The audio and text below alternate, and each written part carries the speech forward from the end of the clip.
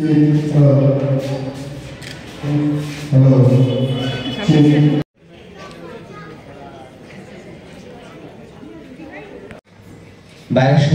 প্রথম আরেঙ্গাট্রমে আমি গুরুশ্রী প্রসূন ব্যানার্জি সকলকে স্বাগত জানাচ্ছি।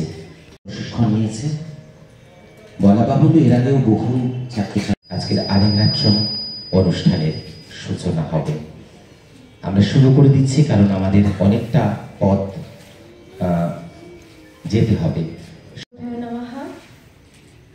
সকলে প্রথমে আমার গুরুজি, আমার টিচার্স, সামনে যে গুণীজনেরা বসে আছেন তাদের সকলকে আমার প্রণাম জানাই। আজকে আমার আরেঙ্গাট্রম অনুষ্ঠান।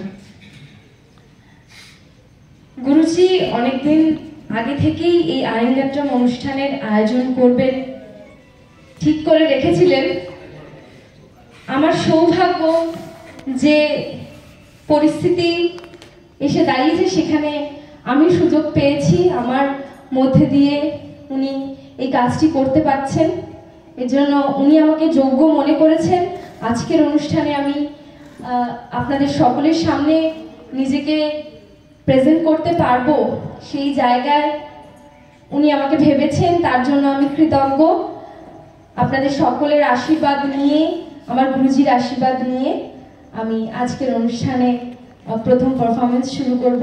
নারায়ণী নমস্তুতে, গুরু ব্রহ্মা গুরু বিষ্ণু গুরুদেবে নমঃ।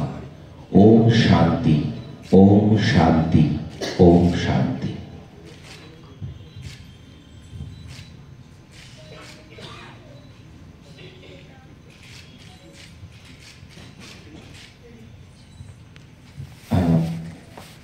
এবং আমি বলবো একই সাথে মঞ্চে উপবিষ্ট মিউজিশিয়ান সকলের সাথে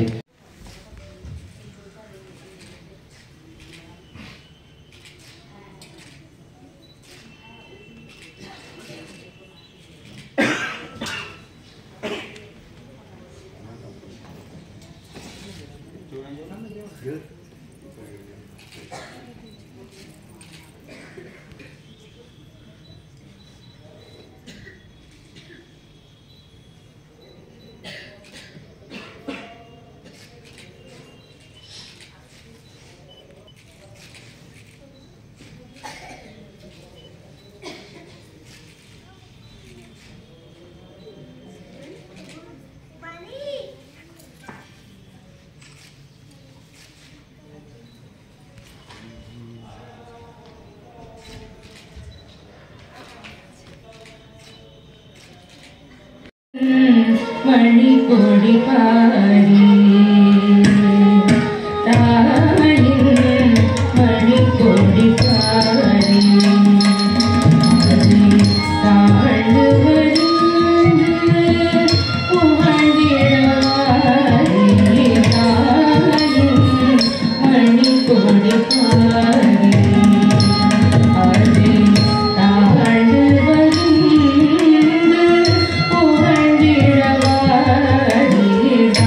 Oh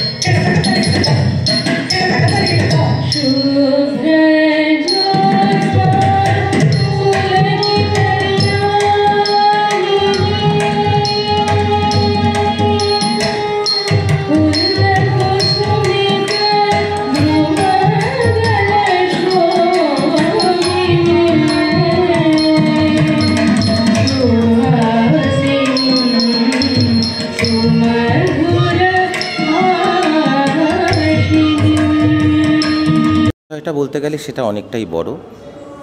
প্রাচীনকালে ভরতনাট্যমের সৃষ্টির লগ্নে, ভরতনাট্যম আগে দাসিয়াট্যম প্রথার মধ্যে সীমাবদ্ধ ছিল, তখন মন্দিরে মূলত কিশোরীদের প্রশিক্ষণ দিত দেবদাসীরা, তখন ছিল দাসিয়াট্যম প্রথা।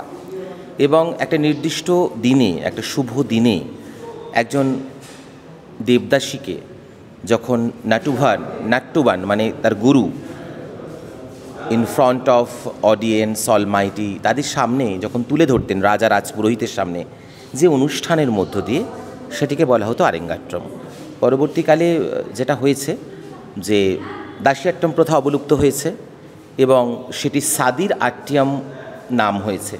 পরবর্তীকালে সাদির আট্যমও পরিবর্তন হয়ে আধুনিক ভারতবর্ষে গুরু শ্রীমতী রুক্মিণী দেবী আরুন্ডেলের জন্য ভরতনাট্যম নামকরণ হয়েছে।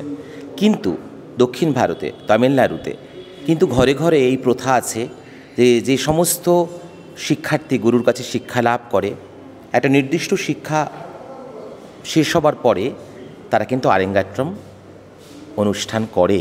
মানে চেন্নাইতে আমি যখন শিখেছি গিয়ে, তখন এটা শুনেছি যে তোমার আরেঙ্গাট্যম কমপ্লিট, তো মানে আরেঙ্গাট্যম কমপ্লিট হওয়া মানে একটা স্ট্যাটাস যে না তুমি কিছুটা হলেও জানো, মানে তুমি একজন ভরতনাট্যম আর্টিস্ট।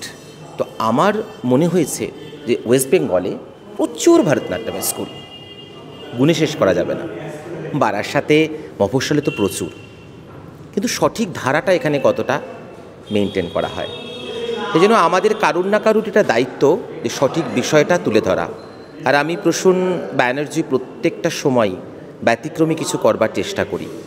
আজ আমি আছি, আমার এই শরীর আর কাল নাও থাকতে পারে এবং কালকে আমি এই পৃথিবীতে থাকবো না, কিন্তু থেকে যাবে আমার কাজ। তাই আমি এটা শুরু করছি। এটার মধ্যে দুটো প্লাস পয়েন্ট। একটা কি, কারণ এই যে আরেঙ্গাট্যম অনুষ্ঠানে যে শিল্পী নৃত্য প্রদর্শন করে, তে টানা 2 থেকে 2.5 ঘন্টা পারফর্ম করে, তাহলে তার শারীরিক ক্ষমতা কতটা সেটা প্রকাশিত হচ্ছে, সে কতটা রেওয়াজ করে এবং প্যারালালি তার কতটা নলেজ। আর সবচেয়ে বড় কথা কি, সে কোনো অডিওর সাথে নয়, লাইভ অর্কেস্ট্রার সাথে, অর্থাৎ মৃদঙ্গম, বাঁশি, বীণা, ভোকালিস্টের সাথে সে রেওয়াজ করে। এইটাই যে ট্র্যাডিশন, এটাই যে গুরু শিষ্য পরম্পরা, যে ইউটিউব দেখে নাচ তুলে নিয়ে আমি ভরতনাট্যম ডান্সার, বা দুদিন কোনো গুরুগৃহে 2 বছর কি 3 বছর গেলাম, তারপরে আমি চেঞ্জ করে আর এক গুরুর কাছে চলে গেলাম, এটা ট্র্যাডিশন নয়। গুরুমুখী শিক্ষা, গুরুই প্রথম, গুরুই শেষ। তো সুমনা আমার 19 বছরের পুরনো ছাত্রী, 5 বছর বয়স থেকে শুরু করেছিল আমার কাছে শিক্ষা, বর্তমানে ওর 24। ইতিমধ্যে ও রাজ্য সঙ্গীত একাডেমি পুরস্কার, ডোভারল্যান্ড মিউজিক একাডেমি, আমার সাথে বিদেশে গেছে এবং খুব ভালো রেজাল্ট করেছে এবার রবীন্দ্রভারতী এমএতে, এবং নাও খুব ভালো বিভিন্ন জায়গায় পারফর্ম করছে। আমার মনে হয়েছে আরেঙ্গাট্যমের এই যে শুভ সূচনা, ঐতিহাসিক সূচনা ওকে দিয়েই সম্ভব। একদমই তাই। আজকে সুমনার আরেঙ্গাট্যম, আজকে সুমনা প্রথম থেকে শেষ অবধি 2.5 থেকে 3 ঘন্টা পারফর্ম করবে একটা ছোট্ট ইন্টারভেলের মাধ্যমে। ভরতনাট্যমের সম্পূর্ণ মার্গম, আল্লাহরি পূজাতীশ্বরম শব্দম বর্ণম পদম তিলানা অষ্টপতি জাভেলি সবটাই ও তুলে ধরবে এবং সেই সঙ্গে ফেলিসিটেট করবে গুরুকে, সেই সঙ্গে ফেলিসিটেট করবে মিউজিশিয়ানদের, দর্শককে, এবং অবশ্যই আশীর্বাদ চাইবে ঈশ্বরের কাছে। এবং অবশ্যই আমরা ওকে একজন গুণী ভরতনাট্যম শিল্পী হিসাবে সমাজে বিবেচিত করতে পারবো। ছান্দিকে কেন বলো, বারাসাতে ছান্দিকটা অল্প পরিসর হয়ে গেল। প্রসূন শিখালো বারাসাতকে, প্রসূন শিখালো মফস্বলকে, যে আপনারাও যারা আছেন আপনারা করুন। শুধুমাত্র তো নাচের স্কুলটা ব্যবসার জায়গা নয়, গুরু শিষ্য পরম্পরার জায়গা। আমি এর আগেও বলেছি, নিজের নামের পাশে আমি গুরু বসাই, কারণ আমি গুরুর কাজ করি, এটাও একটা আমার কাজ। ধন্যবাদ।